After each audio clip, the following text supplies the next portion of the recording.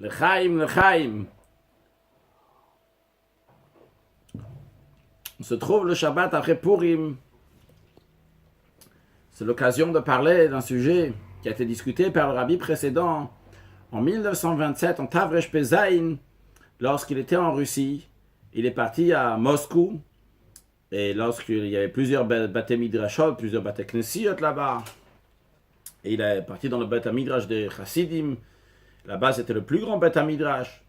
Et lorsqu'on lui a demandé est-ce qu'il avait l'intention de faire un Farbrengen en l'honneur de Purim Katan, donc du petit Purim, parce que c'est une année dans laquelle il y avait 2 Hadar. Le rabbi précédent a dit qu'il va faire un Farbrengen. Certaines personnes lui ont dit que le KGB, la police secrète, l'ont appelé, ont demandé beaucoup de questions sur le rabbi précédent. Et donc il propose au rabbi précédent de partir, et lui-même il écrit après dans son journal, dans son Yoman, que malheureusement le rabbi précédent il a demandé de l'écouter, mais il a su qu'il n'a pas écouté, il avait l'intention donc de faire un Farbrengen. Ce qui en effet est arrivé, ils ont arrêté le secrétaire du rabbi précédent le jour d'avant, et tout le monde avait peur de la situation. D'ailleurs le rabbi précédent dans son journal à lui, il écrit que les gens le regardaient avec pitié au moment où le téléphone a sonné, et que tout le monde avait peur, etc. Il dit un regard que j'aime pas qu'on me regarde comme ça, d'une telle manière, avec un courage exceptionnel, le rabbi précédent, Rabbi Yosef Yitzhak, le beau-père du rabbi. Et en effet, il a fait le Farbrengen. Ce Farbrengen, il savait très bien qu'il y avait allait avoir là-bas la police secrète. La police secrète avait annoncé qu'elle allait venir en plus là-bas au Farbrengen. Et le rabbi précédent, il a dit aussi qu'il est au courant qu'ils sont là. Et le rabbi précédent a parlé de l'importance du chinour, de l'éducation des enfants, comment il faut se donner totalement pour l'éducation des enfants, et comment Mordechai à Yehudi, Mordechai à l'époque de Haman à Achashverosh, lorsqu'il y a eu le décret sur le peuple juif, il a rassemblé 22 000 enfants, et il leur a enseigné la Torah, et par cela ils ont annulé le décret, et comment c'est très important l'étude de la Torah des enfants. On peut s'imaginer la haine, les nerfs que le KGB, la police secrète de la Russie, avait contre ce contre-révolutionnaire numéro 1 de toute la Russie, qui renforce le judaïsme dans la manière la plus forte, parce que quand on renforce l'éducation des enfants, eh bien c'est tout l'avenir qui est là. Comme le Midrash d'ailleurs dit, s'il n'y a pas de chevreau, il n'y a pas de bélier. Ça commence donc avec les petits, quand les petits étudient la Torah bien sûr, là ça va continuer. Le rabbi précédent a parlé extrêmement fort, comment il faut se donner, il faut tout donner pour que les enfants vont aller étudier la Torah, même si on va brûler quelqu'un, chas v'shalom, on lui dit allez, envoie ton fils à l'école, eh bien il ne faut pas envoyer à l'école. À l'école, à l'époque, c'était quelque chose qui était complètement contraire pas juste de la religion juive, mais des principes, du comportement. Vu que c'était entièrement pensé à Staline, et tout à fait communiste, etc. Donc, en tous les cas, c'était quelque chose de très très grave d'envoyer un enfant à l'école russe. D'un autre côté, c'était aussi très risqué. Mais le rabbi précédent, il a dit qu'il n'y a aucune raison, il faut se donner entièrement pour donner la meilleure éducation aux enfants. Ça, c'était en Tavresh Pezaïn, c'était en 1927.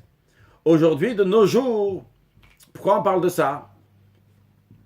Aujourd'hui, grâce à Dieu, il n'y a pas besoin de cette Messirut Nefesh. Mais en vérité, il y a aussi besoin aujourd'hui de cette Messirut Nefesh, cette abnégation, se donner totalement pour l'éducation. Parce que, quand on dit éducation, tout d'abord, il faut savoir que ce n'est pas seulement l'éducation des enfants, mais comme le rabbi dit toujours, c'est l'éducation de soi-même et l'éducation des enfants. Donc soi-même, déjà, il faut s'éduquer. Et soi-même, il faut s'éduquer de manière que c'est pas du tout, pas se mettre dans une école goy. Quand on dit se mettre dans une école goy, ça veut dire dans une école de goyishkai, dans laquelle il y a des sujets qui sont goy. Ça peut être des fois aujourd'hui par des moyens donc, de voir certaines choses, que ça soit quelque chose de goy ou quelque chose de goya ou quelque chose qui est interdit, toutes ces choses-là. Un juif doit tout à fait s'éloigner de ça, c'est s'éduquer à soi-même, apprendre à se dompter l'animal qui est à l'intérieur de nous. On a chacun un animal, cet animal, il faut le travailler, il faut qu'il va faire ce qu'il doit faire. Ça, c'est un point. Un deuxième point aussi, évidemment, pour nos enfants à nous. Se donner pour l'éducation de nos enfants, faire Messirut Nefesh. Alors évidemment, pour certains, ça peut être un Messirut Nefesh dans le sens que pour lui, c'est difficile d'envoyer son enfant à l'école.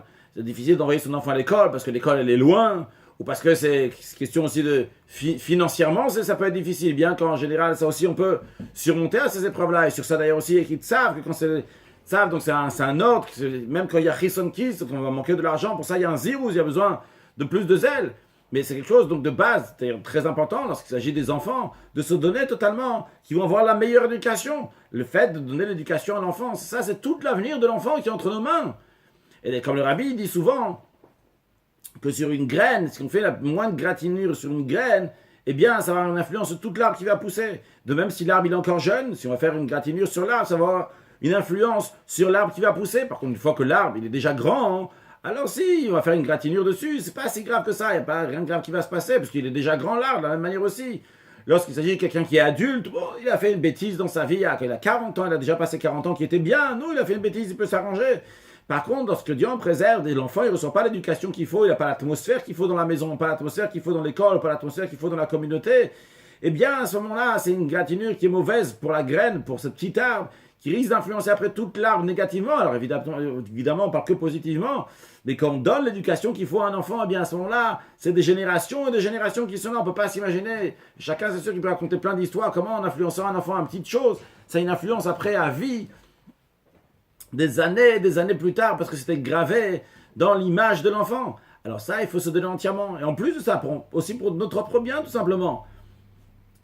On peut discuter, c'est vrai ou pas, mais il y a de la logique dans ça. Lorsque les parents, ils sont derrière les enfants pour être avec eux lorsqu'ils sont petits. Et c'est pas les enfants qui courent derrière les parents lorsqu'ils sont petits, c'est les parents qui courent derrière les enfants. Alors lorsque les enfants vont grandir, les enfants vont courir derrière les parents.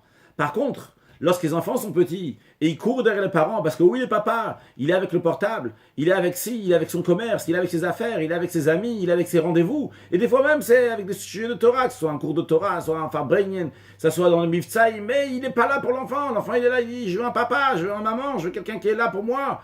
Et les parents ne sont pas là. Et bien après, lorsque les enfants grandissent, c'est les parents qui courent derrière les enfants. Où tu es, comment ça se fait que si t'es arrivé, comment c'est que ton comportement il est comme ci, comme ça. Mais ces enfants-là, ils ne veulent pas écouter les parents. Oui, ils étaient mes parents, oui, ils étaient mes parents jusqu'à présent. Les parents, ils n'étaient pas là, tout d'un coup, maintenant il y a quelque chose qui ne leur convient pas, mais je ne les connais pas. D'où ils viennent maintenant me dire quoi faire. Il faut prendre du temps pour les enfants. L'abnégation de soi, la messirut nefesh, c'est aussi prendre de son temps. Et même si c'est quelque chose qui est précieux pour toi, c'est ton étude, c'est ton cours. Toi, tu vas t'asseoir maintenant pour faire les devoirs avec tes enfants. Toi, tu vas t'asseoir pour prendre un moment pour jouer avec tes enfants. Toi, tu vas prendre un moment maintenant pour passer un moment, pour raconter une histoire, t'asseoir sur le fauteuil avec ton enfant et lui raconter une histoire à la paracha de la semaine. Comment est-ce possible qu'une semaine passe?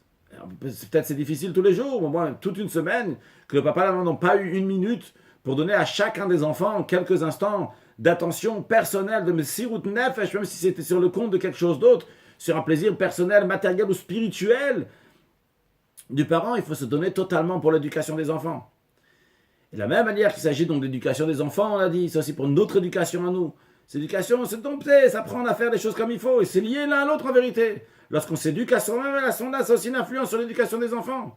Et ça, lorsque le rabbi précédent nous parle de se jeter dans le feu, et ne pas mettre les enfants dans une école, dans une école, dans une école comme il ne faut pas, se jeter dans le feu, il faut se jeter dans le feu de la Torah, dans le feu des mitzvot, mettre une ambiance dans la maison pour le parent, ils vont mettre une bonne ambiance dans la maison, donner une bonne éducation aux enfants, donner le meilleur du meilleur. Et ça, c'est uniquement ça qui est la chose la plus forte de tout l'avenir du peuple juif. Lorsque Dieu il a voulu nous donner la Torah au peuple juif, il cherchait des garants. C'est qui les garants? C'est les enfants juifs. Si les enfants juifs vont se comporter comme il faut, eh bien à ce moment-là, on peut être sûr que tout ira bien. De la même manière que le Mordechai dans sa génération, qui était le Moshe de sa génération, comme le Midrash nous dit, il s'occupait des enfants. C'est ça qu'il a mis le point dessus. Et Haman, lorsqu'il a vu ça, il a compris qu'ici, de sa défaite, il a dit, je vais commencer avec eux. Et ces enfants-là, de leur côté, ils ont dit à Mordechai, on est avec toi, quoi qu'il arrive, que ce soit la vie ou le contraire de la vie, on va être avec toi. Parce qu'ils étaient entièrement donnés à Mordechai. De la même manière aussi, l'éducation qu'on doit donner à nos enfants, c'est une éducation dans laquelle on va voir que c'est un chassid, yireshamayim et lamdan. Pas juste lamdan dans l'étude de la Torah, mais que ça commence avec chassid, avec la chassidishkeit, avec le fait que c'est un chassid, c'est un disciple du rabbi, il étudie chassidut, il a une notion de chassidut, il a une vie chassidique dès le biberon. Et quand il va aussi avoir la Yirat Shamayim, la crainte de Dieu, et l'Amdan, le Limoud, l'étude de la Torah va être basée sur Chassid et Yirat Shamayim, dans cet ordre-là, qui sont Idra Anach, donc on est avec Mordechai, on est avec le Mordechai, la génération, le Rabbi, la génération, qui nous dit comment éduquer les enfants, et le Rabbi, comme Mordechai à son époque, Mordechai s'est donné, alors qu'il y avait des grands décrets, il s'est donné pour l'étude des enfants. De la même manière aussi, on voit chez le Rabbi, si vous ouvrez les Igrot Kodesh, les lettres du Rabbi, dans l'index le plus long, ça va être quoi? Ça va être le Chinour sur l'éducation des enfants. Parce que quand les enfants ils sont éduqués comme il faut, eh bien à ce moment-là ça réussit. Ah, a priori ça se voit pas, c'est pas grand-chose. Quand je vais faire du business, on voit c'est un businessman. Quelqu'un il est en train de faire des grosses affaires au téléphone, il est occupé en ligne pour faire des achats ou quoi que ce soit. Mais toutes ces choses-là, même ça peut être des cours de Torah, il y a des grands cours, il y a du monde, etc. Mais tachlis concrètement, il y a des choses qui se voient pas. Un enfant il va étudier la Torah, un enfant il va dire Shakol Nyabit va faire une bénédiction, un enfant il va avoir du bonheur. Dans le judaïsme, ça qui va lui donner, qui va le former pour toute sa vie. Ça, c'est l'essentiel, c'est la base de tout ce qui va venir après. Ah, ça se voit pas, ça a l'air simple, mais quand on est attaché au etzem, on fait les choses parce qu'il faut faire les choses.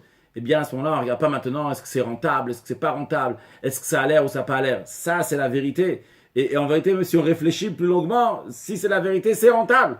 Il faut investir un maximum dans l'éducation des enfants. Que Dieu fasse qu'on puisse accueillir très prochainement Mashiach, on pourra lui dire, voici les enfants made dans la ville où on est, made in Nice, made in France, made in America, où est-ce que ça s'assoit, dans l'endroit où on se trouve, qu'on a réussi à qu'on a pu se faire grandir des Chassidim, Yerushalayim, Lamdanim, qui reçoivent la venue de Mashiach, et particulièrement pour les enfants, puisque les enfants ils sont appelés Meshichai. Meshichai c'est Tinok, Chabedrab, les enfants qui étudient la Torah sont appelés Meshichai, qui sont liés avec Mashiach, et que donc rajoutons dans les chinou, dans l'éducation des enfants, et le dévouement dans l'éducation des enfants, et par cela, donc pourquoi accueillir Mashiach, Besimcha, Uvtuv, Levav, Lechaim, Lechaim.